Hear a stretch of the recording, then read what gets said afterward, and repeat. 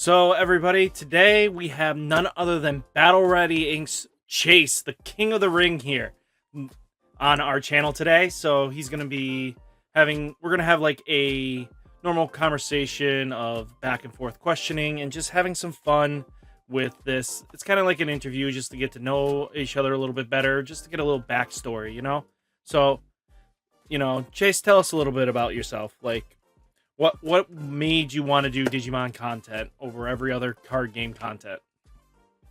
Well, so at the time when Digimon came out in 2020 in Japan, I was still playing Yu-Gi-Oh at the time, but I was like on such a big burnout of that game, like so bad. And I've always been a big fan of Digimon, like more than Pokemon. Well, I'm like one of the weird ones, I guess, out there, but I like Digimon more than Pokemon. And then I saw I don't know, just the cards, and they were still in Japanese, but I don't know, something about the visuals and the card design just like pulled me in, and I knew I had to play the game for sure. At the time, I wasn't really expecting to be a content creator, but I saw like other Yu-Gi-Oh content creators just like exploding from nothing. And I was like, well, I guess maybe it's kind of possible to do that. And if I'm going to play the game anyways, sure, I'll give it a shot. Not a bad idea. Not a bad idea. I like that kind of similar backstory for even myself. Like, I'm a big Digimon nerd as well, just more loving Digimon since I was a child. That was like the more drawn in, and then, finally having a card game that we can play, because back when we were kids, they were nearly impossible to find unless you had a lucky LGS nearby. And even then, your parents had to drive you the 20 minutes or something like that out of the way. Right. And finding other people also willing to play too was kind of rare, compared to other card games, at least. Yeah, I know the feeling about also the Yu-Gi-Oh burnout. That just quickly feeds the flames on anything. That the format was just getting toxic real quick. Yeah, well, I mean that's I feel like always the case for Yu-Gi-Oh though. It has had its very bad formats. So I don't know, any card game that has an ability for you to lose before you even get to take your first turn, like how is that card game successful? I don't know. Blows me away. Understandable. So, you got a question for me? Yeah. So, just about yourself, like, what do you do outside of Digimon and then like Digimon content creation? Like, what's your life like? One of the few content creators that has a wife at home. Well, she's on the road truck driving, so it gives me a little more freedom to be able to do this side hustle. Basically, I work a 9 to 5, so it's just like trying to build up foundations and extra funds just so that content can roll in money on itself and stuff like that. It takes a lot of a lot of craziness just to do what I need to do, and I'm very lucky to have a very supportive wife and everything like that. So, it's not an easy uphill battle, Right on. Yeah, I know the struggle. My wife is a stay-at-home mom, like, and I'm stay-at-home also, and it's she likes Digimon also, but she likes it so much that she also has her own side business, like doing the memory markers, and like she has a whole Etsy store, and like 80% of it is Digimon. So it's often a battle of, all right, well, I want to make stuff today. Well, I need to make stuff today. So Rochambeau, or play, and you just have a match, winner or lose. Brutal. Yep. Winner takes care of the kid for the day. Right. I mean, often it's like, all right, you take care of the baby, and I need to get stuff done. All right, and then tomorrow it's my day, or we just swap off, and yeah, it's a challenge for sure. Also, when you're trying to record and you need quiet, and you're like, can y'all go to like the other side of the house for like 30 minutes? That's not happening. Yeah, that's why I'm up till like 1 a.m. every night, and then up at 7 a.m. when she wakes up. So it's a struggle. Oh yeah, no, I don't blame you. It's just you need to get that time in to record, and sometimes when you don't have a professional editor being paid because you're not making enough money for the editor to edit, so you could just record a bunch of stuff and just go like, here, you edit. Yep. I actually had someone, a friend of mine, approach me. He's like, "Hey, do you want me to edit your videos?" And I was like, my income off this just isn't there yet. Maybe one day, but we're not quite there yet. No, like even my income, I would not suggest that I would lose money too quickly. Even for that professional level, it's just like you got to make it yourself at this point. Yep. Just do all of it, So, and spend money on the cards too. So it's a lot of investment. well, like even for me, I just set up a TCG player, sell off anything extra, and make money off of the big sells. Yep. It's just that's like kind of what you're trying to do here. Right. Because you don't need more than your base playset. Right. Yeah. So, how do you feel about the issue of being like 3 main sets behind on, the Digimon TCG? It's so weird because we know that like everybody's like, when is it going to catch up? When is it going to catch up? It's like it's never going to catch up. We are way too far behind. They had no intentions of catching us up. They only got us to a certain point. Right. I mean, there was that the initial like, hey, here's these 3 sets combined into 2 sets, and that'll get you about what 1.5 sets behind or so, and then they couldn't really predict the shipping issues though, and so now we're just getting further and further behind. But the thing is, they're still keeping those like initial release dates. I noticed on a lot of this stuff, they're just expecting that the freight will magically catch up one day, I guess. So maybe eventually we'll get caught up, but at the same time, I don't want to get caught up in the manner of, hey, here's this set. By the way, in 30 days, the next set comes out. Especially if it's a good set, like a really good format. We don't know what the format will bring yet.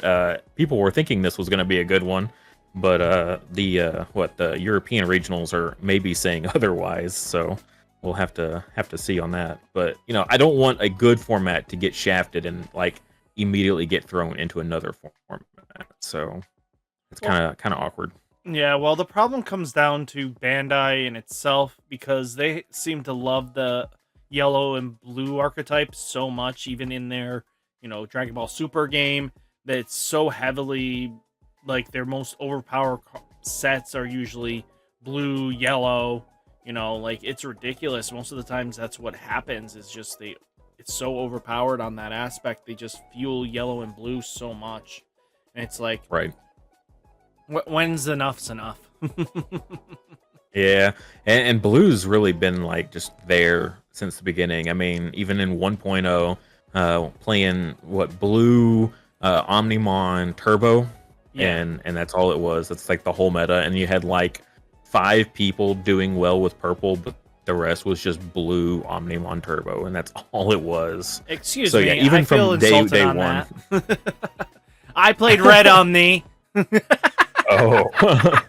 I tried Alter S in 1.5. I was like so dedicated to trying to play that deck and make it good, and I bricked every game I ever played with that poor deck.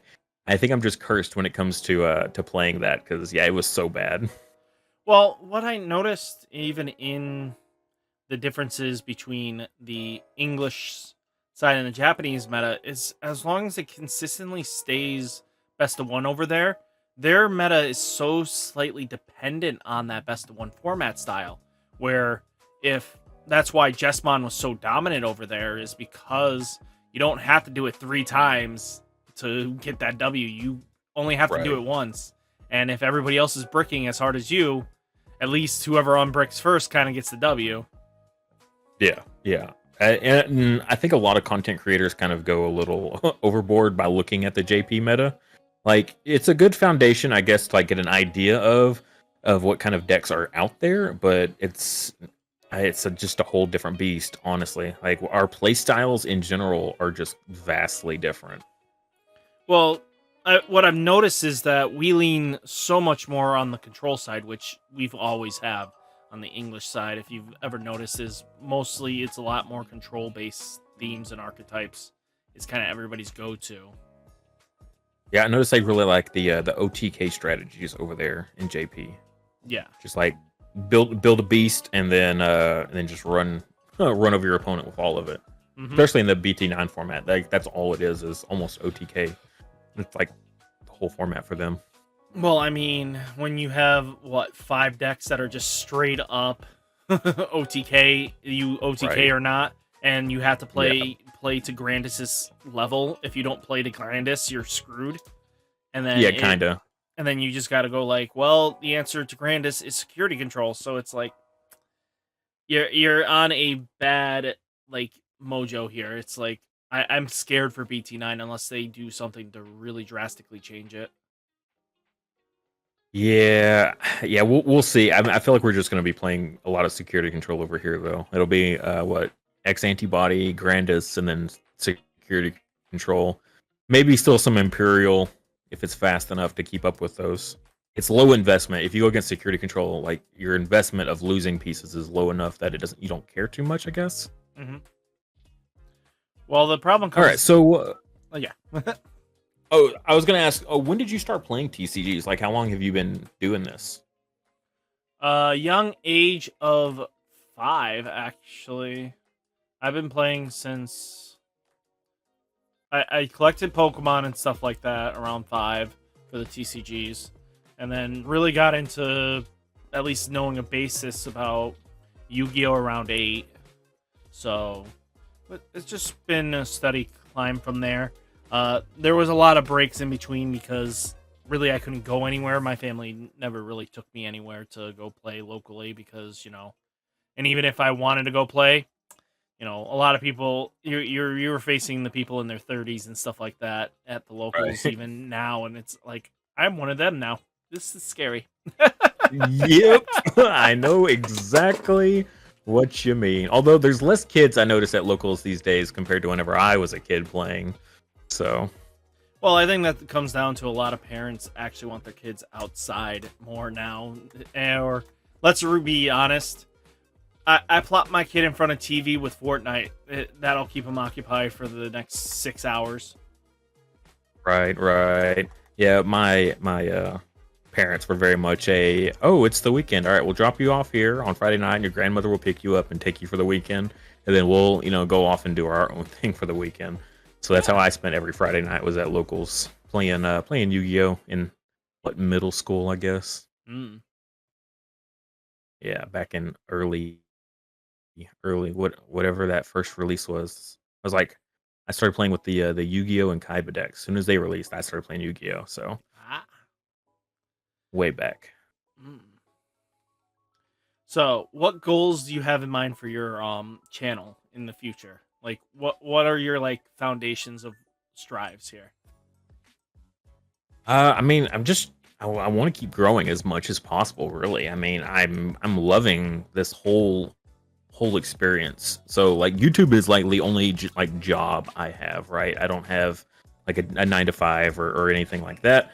I play this game. I make content for this game. I sell any cards that I might win to help, facilitate buying more cards, because that's how this game operates, is you never have enough.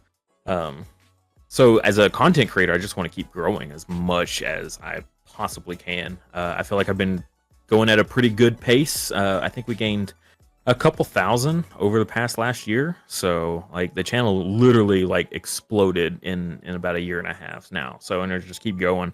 So I just want to keep going with it, ride it as long as possible. I'm enjoying this game, so I definitely don't mind making as much content as I can for it. Yeah, until finally the nail in the coffin gets us when the format's just as unhealthy as Yu-Gi-Oh. Right. Yeah. I mean, at least Yu-Gi-Oh managed to survive those formats, but like a lot of those content creators like haven't really stuck around. I mean, there's a couple that have been around forever, but yeah, eventually you just got to kind of bow out and move on to something else, I guess. I've moved around from different types of YouTube content before I like settled on Digimon, and then Digimon just kind of like helped the channel explode. So yeah, I've been willing to move, but I mean, Digimon seems to be doing pretty well so far. So I don't think they're gonna be going away anytime soon just yet. Oh, of course, of course. There's just so much potential with the game. I really hope that they just don't screw it up because Bandai has a history of that.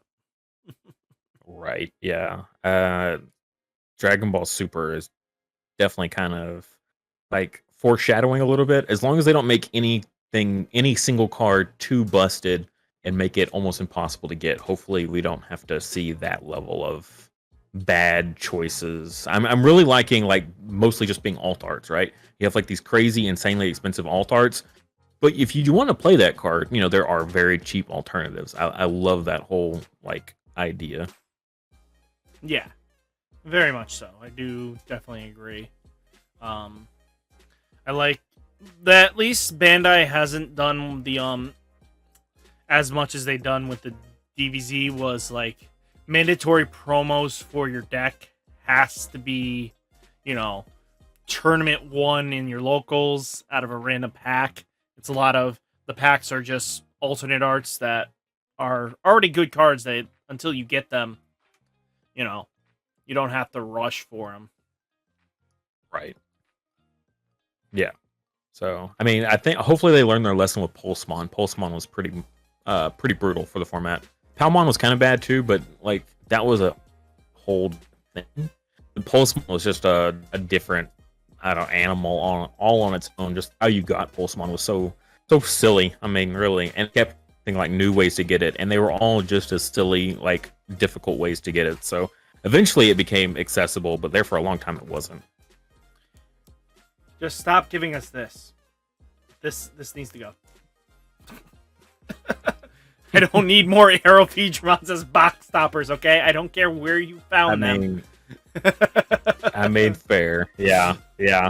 Ooh. So hopefully we'll move on from that whole idea of promos like that. Oh man. All right. So when did you like become like a YouTuber, right? Like what did you start with, and then like why did you move over to Digimon, or did you just start with Digimon? So originally based on content is because my name's RideMyAvatar.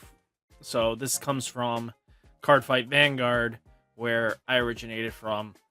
I grew moderately okay. It took me about over like a year and a half worth of growing to get to at least the minimum 1,000, and then by that time Digimon got announced, and I just went full throttle on that because it was just a lot better to go with Digimon than it is to go with Cardfight Vanguard, because even with the re-announcement of Overdress, it was the third reboot by that time, and I'm like, I'm done with 3 reboots. I really am. I can't do it. I was doing a lot of Zero too, because that's when the virus decided to hit, so Zero really helped make it so it was easier for me to make content. But even now, Zero is just like becoming less and less fun at times. It's just like, I wish this was something else. Oof, that's not a good feeling when that's the thing you're trying to get into. Yeah, and it's like for sure. Definitely. Yeah, I think I was at like 800 subs whenever I switched over to Digimon, and then like within a month, I had gained enough to hit the 1,000 mark, and then yeah, just kind of kept going up since then. So Digimon's been treating me well, so I cannot complain about the switch. Definitely a really good community, a better community than the other stuff I've tried out so far. So no complaints there for sure. Of course. So, as content creating comes full circle and stuff like that, a lot of people start feeling the emphasis of burnout, even with the card game, to even content creating, like, because we make almost daily videos. We put in the grind more than most other people. A lot of people are like once a week kind of styles, and it is a high probability of burnout. Like, what makes it so that, like, what are some of the biggest challenges you face when you're feeling this kind of like burnout sensation, Right. Yeah, it's especially the longer the format drags on. Like for the end of BT7, I was just like trying to come up with anything original that I possibly could, and it kept coming back to, well, people will just kind of keep watching the same deck profiles over and over. It's like, oh, this is the best deck format. I'll just keep making videos about this, updating this deck. And I just feel like that's such a cop out.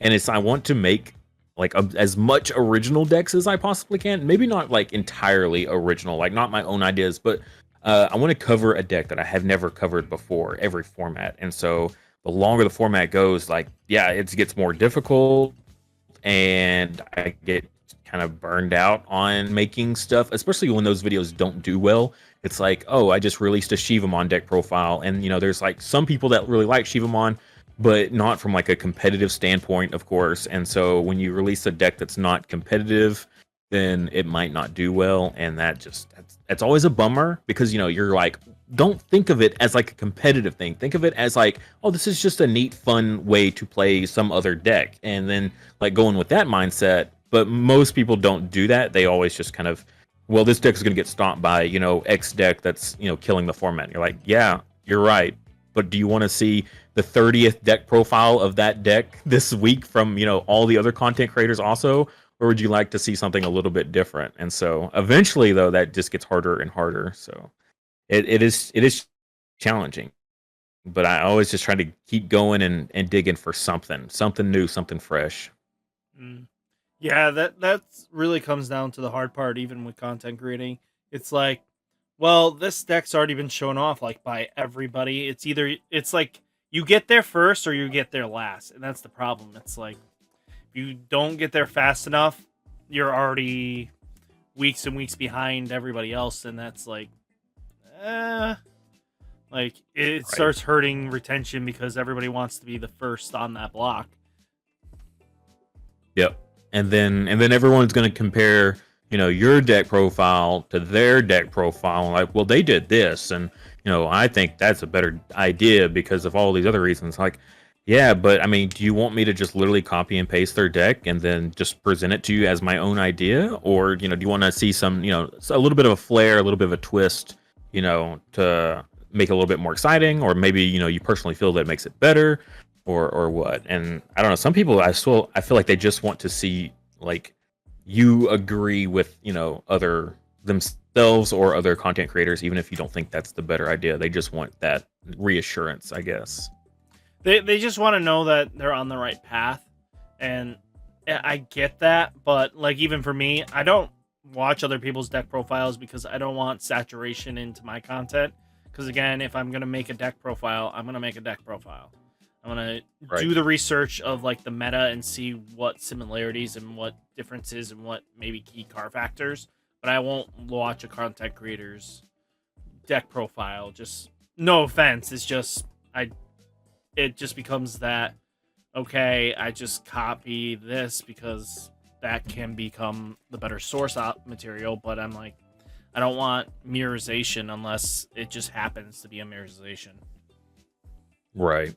I guess sometimes, like most of the time, I don't need to, but occasionally a deck just like throws me for a loop. It's either a color I don't play a whole lot, and I really just need some sort of inspiration, and so I'll watch some every once in a while. That's like an oddball thing. And it's like, okay, well, what did they do? And it's like, okay, I see where they're going with that. I don't like that though. So, and usually it ends up being that I end up changing it anyways. But it's more on those like the real oddballs that you don't really see a whole lot. That again, the non-meta decks, when you're just trying to come up with content, those decks, it's like no one plays this deck. There's like 3 deck profiles on all of YouTube for it. I guess I'll watch those to get a little bit of inspiration, and then I'll go from there. But yeah, in general, yeah, I know what you're saying. You don't want to just copy it or just like straight up see their ideas and say them, and then you're like, you realize that, oh, I just completely copied that. Like, you do not want that. Like any sort of content, as a content creator, you don't want to just like copy and paste someone else's, because people will catch you like 100%. Like we've already seen it. One of the other content creators like just straight up copied other people's stuff and like got found out. So yeah, it happens, and it's one of those things that you just don't like to see at all. yeah. Ooh. All right. So something a little bit more fun then. What's your favorite just Digimon, just in all of Digimon canon? Like, what is your favorite just general Digimon? That's a silly question. Everyone knows it's the Lunamon line. Yeah, especially after you lost your mat, people really realized it then. Yeah, that just like that's my baby. That's my baby. like I'm a huge Olympus 12 stan. Like there are people that are just like big Royal Knight stands. I'm just big on the Olympus 12. I've always loved the Greek mythology. I love just like more background instead of just being like Royal Knights and stuff like that. I like having like based off of stuff I like. I like gods. I like beings of power.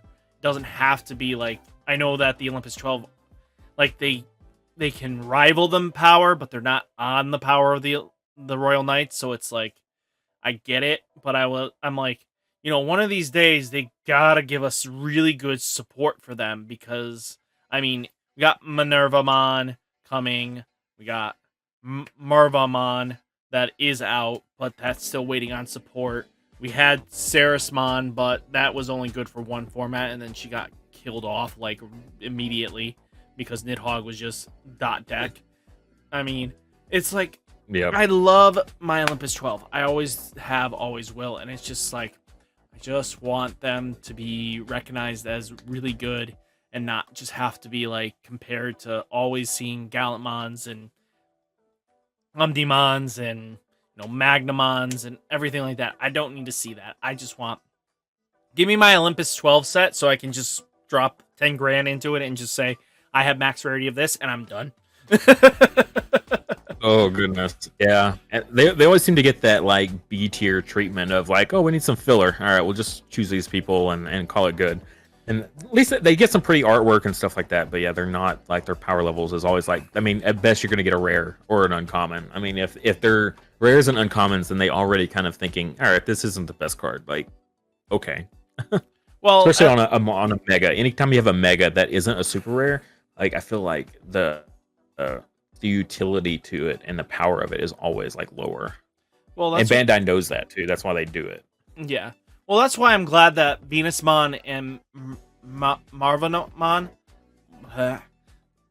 both of them in BT10 are actually really good, and it's promising. Especially Venusmon being able to literally laugh at all the OTK decks that go like, "Come at me, bro! You ain't doing shit." Oh man, BT10's it's an interesting one. I'm curious about BT10 like insanely. I don't even know where that meta is going to go or if it will do anything. Like it could be like, all right, here's this set and literally nothing happens, or it'll just like totally take the game over like on a whole new level. Which I guess that's how power creep works usually with sets is here's a new set. All right, the old set's completely done. You got to play with the new cards now, but I don't know. It seems so wild and so different. It's almost like playing a different game. Yeah. Well, with BT10, there's only going to be a few decks that can. That Grandis is like that gatekeeper status. Like, does this deck compete with Grandis? And does it compete with the security controls? If it can compete with those, then this deck can compete.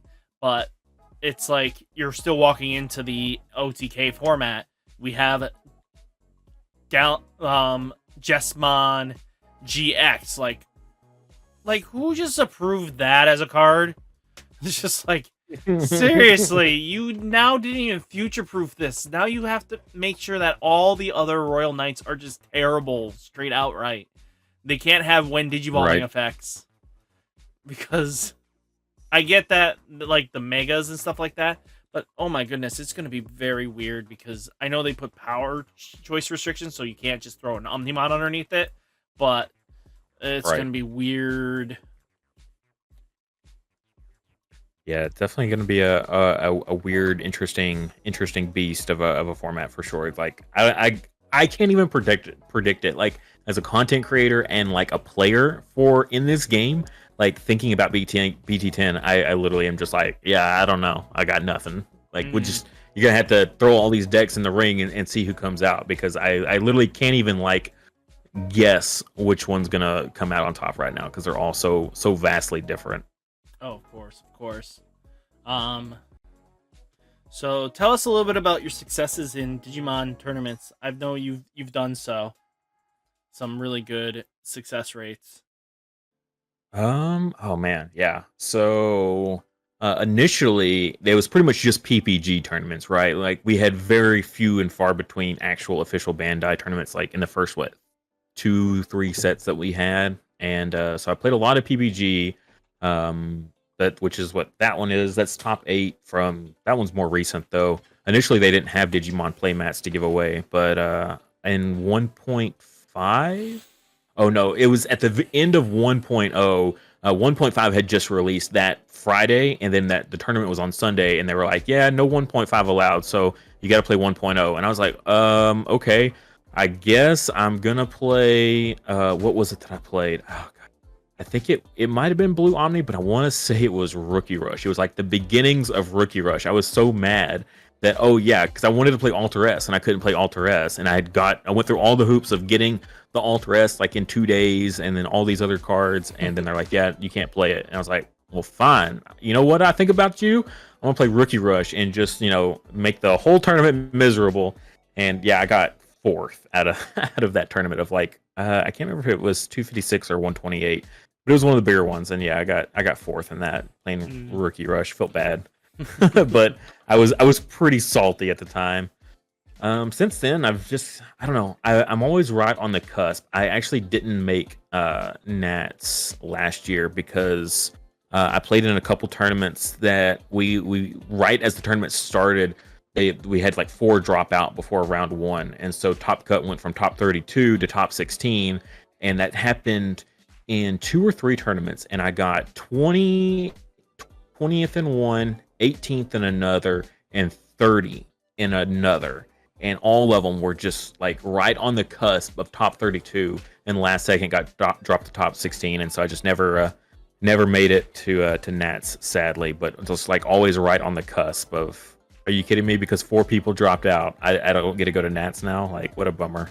But yeah, I've done well in a few things. I've got more playmats that are like first place and or top cut playmats hanging just around in the background, but those are like the bigger end tournaments. Mostly just I tend to top a lot of PPG tournaments for some reason. I don't know, top 8 in PPG is a lot more doable for me for some reason than just having bad bubble luck in regionals. Yeah, one of them I was at table 2. I was at table 2 in the final round playing an undefeated player. I had 1 loss that day, and I was playing an undefeated player in the final round. And they went on to beat me, and I got dropped all the way to 30th. And I was like, "Are you kidding me?" Like, oof. I went from table 2 playing an undefeated player in the final round to 30th off of a single loss. I was like, that felt so bad, so bad.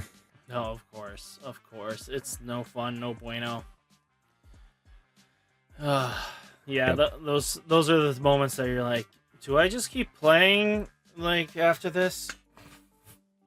Those are like the defeat moments. Yeah, and that's where. Oh, maybe he wasn't undefeated. I think he had a draw, but yeah, we were still at table 2, and it felt so bad. So I think he went on to get second place in that tournament. And I got dropped to 30th. I was like, that's so bad, so brutal. No, of course. So what's your favorite like all around card? Like, what do you think is like one of the best cards in the game? See, that's more like format dependent, though. Right. Like, I was gonna say like during its format, like not like right now, but like out of any time this game's been here, like was it Lord Nightmon during Lord Nightmon format? Like we've never had a card more busted in a single format than that one card. I mean, we don't talk about BT5 here. We really don't. That was my nightmare format. Do we talk about Ice Wall? Was it Ice Wall at 4 of? Is that it? I think, to be honest with you, it's weird because I think for prime time power level that just even for its rarity is huge, and that had to be Korikakumon. like out of the level of power it is, there's no card that really does what that card does for such cheap value. It's Right. ridiculously powerful for no reason other than just to say I'm this ridiculously powerful. Yeah, and very easily to play, and and get its effects off consistently every game. Mhm. Yeah, I mean that's pretty true. I still think my vote's on Ice Wall though. Ice Wall at a 4 of was if you can just play that turn after turn after turn, yeah. I don't That's know. I didn't pretty nuts. I didn't have that much of an issue, and that was just because when Ice Wall was being the little shit it needed to be, I was playing D Brigade. So D Brigade didn't really care that you did that as much because you weren't moving as fast as them, and they applied enough pressure. And I can't. I river stomped so many blue decks just because there was just I had the outs. I could take it a lot slower than them, and they still had to do a lot of resource management to hitting my options that just killed off their big guy, and they basically self-suicide and just made it easy for me. Right on, right on. I remember another big one for me was Puppetmon during like 1.0 or maybe 1. I want to say it was 1.0 though, playing Rookie Rush though. It's like when you just Puppetmon someone like 2 turns in a row, and with Rookie Rush, so you're just going crazy like on these swings and stuff, just going ham on them, and you Puppetmon them twice. Like you never see someone be more salty in this game than back-to-back Puppetmons. Nah, that was like back-to-back flower cannons with no blockers on board. Yeah, that's pretty bad too. Or Gaia Force, Gaia Force, Gaia Force. Oh God. I don't even like thinking about it. I don't know how many Gaia Forces I've hit in security on red players. And it was especially early on. It was just like, how good of a red player are you? Well, I've never had a Gaia Force not end up in security. All right, you're a pretty good red player. So let's go with favorite decks in format. And then we'll have only 2 more questions each after this one. All right. In every format so far, or the current format? So each format. So you pick a favorite deck because obviously there was always a drawn go-to deck each format. You had a favorite. Right. Ooh. I really enjoyed Yellow War Greymon in BT4 because it was so powerful, like dropping multiple rookies with the Angelmon. You got the Lucymon for the recovery, or the Bushi Agumon for the rush. But at the same time, it wasn't quite as helmet as like Lord Nightmon. Like Lord Nightmon, we just got to do it, right? But with War Greymon, you got to hurt yourself a little bit. You got to lose that security, and you live a little more on the edge, and using the intentional blinding ray, and then War Greymon ability to bring yourself down to 3 just to pop off. And it was just like, it felt very intense. All those games, very high risk, high reward style of play, and I really enjoyed that format, playing that. Probably the best. Yeah, that's before it got bad. Before that same strategy in BT5 became horrendous. It was actually still fun in BT4 and not as hated, I don't think. Yeah, well, that's because also the easiest out in that format was just slam down an Nidhogg, and you're pretty golden. Right. Yeah, I definitely came into that. It was like, oh man, there's that level 4 and raising area that can become a Nidhogg very easily, even if I put them to 1 memory, just because of the Digisorption, and then straight into Nidhogg. And I was like, oh god. Yep. So quick, so fast, especially if they had double Mimi out, they would just bring it up. Yep. Digisorption, Yep. rest, bring out the rookie, hidden potential discover, rest, and then Nidhogg, and just go like, bye board. Yep. Golly, that's some salt in the wound right there. That was major reason I loved green for a bit. It was just it hard countered yellow for its time, but now it's just like it barely keeps up with anything. Yep. So, what's your least favorite mechanic in this entire game? My least favorite mechanic. So keyword, or you mean in just generalization of how it's played? Just either or, like it could be an ability that we have, like rush or whatever, or like an actual like game mechanic of like how the game interacts. I think the biggest issue I have is the minus DP effects. I think it's still, even to this day, is way too strong for its intended use. I get slimming them down like really does help out in certain matchups. Yes, like even now, like noticing that yellow, you really, to counter the X antibody decks now, you really need to minus their DP out of it. But there was just not enough counterization for that minus DP. And then what I felt like with yellow, it got minus security attack, minus DP, and it had recovery. So it's like, I also think one of the other keywords I don't like is recovery. I think its original intended purposes got abused too far for it to still be unchecked.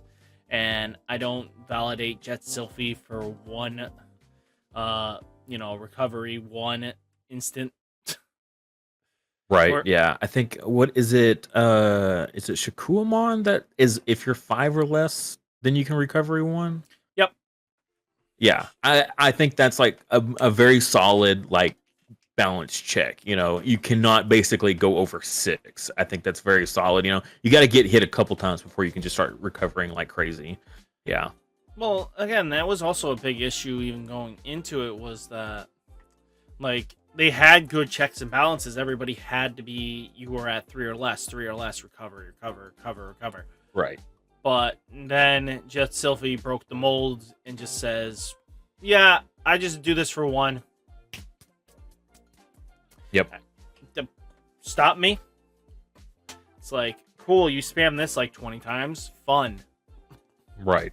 Yeah. You Evo into it, and then you tactical retreat into security, and then you play TK and grab it out, or Zoe, and you grab it back out so you can use it again. Like, okay, so you went from being able to spam this 4 times to, okay, you can do this several times in a game. Like, oh golly, it's a little potent, a little too potent for sure. Like, yeah, there's some stipulations behind it. What you need a hybrid, but like it's easy stuff. Like the drawbacks are not really that big of a drawback. Nope, not at all. And Yeah. I hate for the day they ever introduce more hybrid support. Yeah, I think they're in a good spot right now that they don't need more. Now, I am a big advocate for revisiting old mechanics and old strategies and giving them more support. Like especially some of those older like Tyrannomon. Like, yeah, we got Master Tyrannomon, but really we need a new Mega. We need a new Rust Tyrannomon, an updated version that's more for the current format sort of stuff. I wish that, like, now that we've covered BT10, we've got like at least every type of evolution I can think of from like the shows and everything like that. Like really revisit some of these older strategies that they've just kind of abandoned. Yeah. Well, technically, hybrid still is missing like 3 of their spirits, 3 to 4 of their spirits. So Right. that's just a ticking time bomb that hopefully never revisit. But they don't need to revisit like everyone's. Just give those couple that are missing, and you don't need to redo Kazimon and Sylphimon and Zephyrmon. Like I don't need all new versions of all of them. Just give us what's missing on a couple things, and I think we should be fine. And but yeah, it's like, but we don't have any of most of the bad guys from Frontier. Yeah, not everybody made the cut.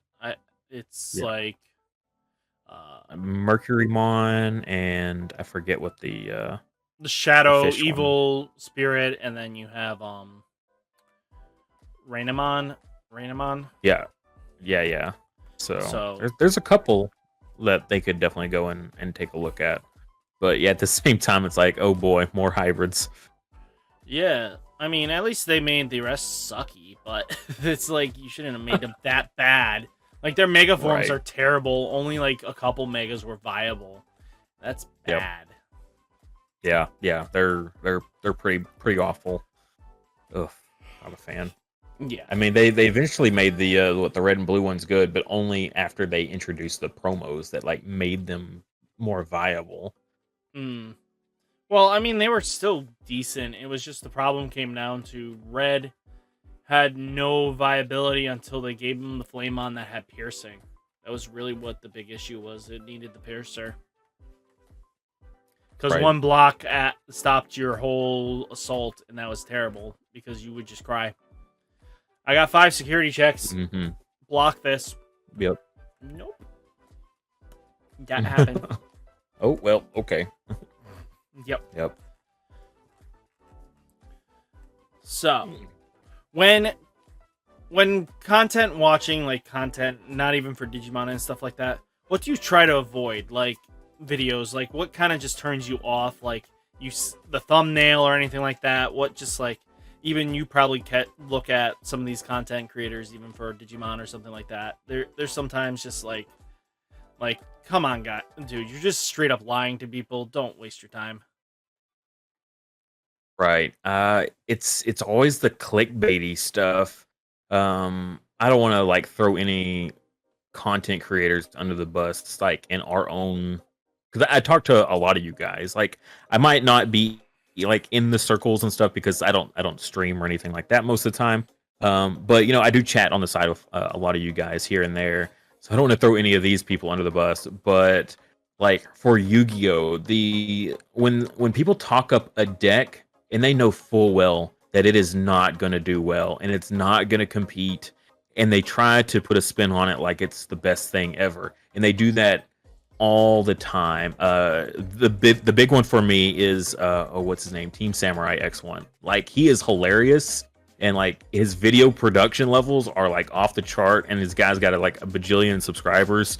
But like every deck he comes up with is like, this is the best thing ever, or Triff for pendulums in Yu-Gi-Oh. Like every time he introduces a deck, it's the best deck ever. Like unbeatable. It's the best thing, and I hate that so much. It's like you can't even try to be slightly honest. Like this is a fun deck. If you can take it to locals, have a lot of fun with it. But the second they're like, yeah, you could take world champions with this, no problem. Like I could play this deck with my eyes closed and still beat everybody. Like oh god, I hate those. I hate those so much. Don't we all?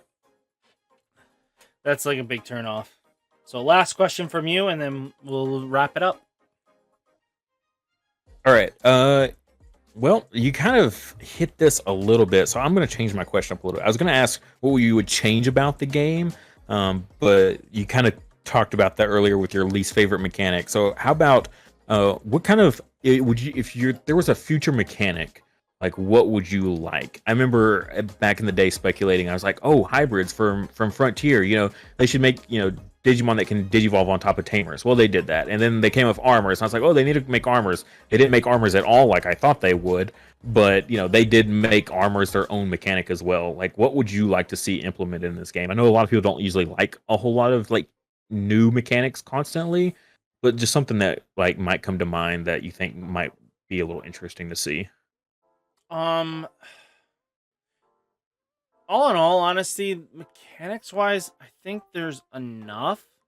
I mean, we got Exocross, and Save, which are two brand new mechanics in themselves, and it's weird because I mean, you could possibly bring in Applemon style stuff, but it's weird. It's weird because where do you go from when you kind of cover almost every physical possible outcome? It's like Right. I don't see maybe more negations, but even then you can't keep printing 1001 silver bullets and not have a side deck, and then it's like it comes down to a lot of weird jankiness, and I don't know, it's tough because I couldn't figure anything else that might be needed, like that, like maybe more based around themed archetypes and stuff like that, more or less like that. Make it so it's more beneficial for you when you're playing the theme archetypes in house. You know, Right. it's we started getting more rewarded with the fact of that this, if you digivolve on the proper line, it costs a little less, so it valued just playing all that stuff. But it's like even then, it just doesn't always add up right. Right. Yeah, kind of like how like War Greymon and Metal Garurumon in BT9, right? Their X antibody decks is like straight up themed for their whole evolution line all the way up. You know, you go from Gabu to Garuru to Were and then into the Metal Garurumon and then X antibody. Like both those decks very much play on, hey, we're actually run the Evo chain like you should, and it'll actually benefit you greatly. Yeah. Yeah, more of that. I definitely am all in favor of that for sure, because I like whenever I can do that. I mean, I think we've all kind of done the deck profiles in the past of like the tribal decks of whatever it is we're playing, and you know they're fun, but usually they're not as competitive when we build that way. So it's nice that we're getting to see a little bit more of that. But yeah, I would love to see more than just the two protagonists that we always see get support like that to make that more possible. I'm definitely here for that. Yeah, for sure. So it was great having you, Chase, and stuff like that. You know, really a lot of fun. Hopefully we get more of these videos and it does well and everybody enjoys it. So, I mean, any final words you want to say? Just thanks for having me. You know, I'm glad we finally got to do a collab. We've talked about it a few times here and there, and glad we finally got to do it. Yeah. And thanks for having me on here as, I guess, first. Yeah, definitely. It was a blast. I mean, we'll working out kinks later in the future not to run almost an hour video, but... right. Yeah, definitely. But... I mean, you can always cut out the questions that are more boring, I guess. Nah, it was all fun. We got some laughs and we enjoyed it. So it's good to know who the content creators are, you know? Just a better understanding. For sure. So... Right, yeah. Hopefully, you know, we get some future collabs, especially with hopefully your internet getting better next door where you can do some matches and stuff like that. I am hoping. Oh, man. Come on, Starlink. Pull through for me. So, guys, remember, support all your content creators. Definitely go check out BattleReadyINC. And definitely hit the subscribe button if you didn't. And I'll catch you next one. Peace!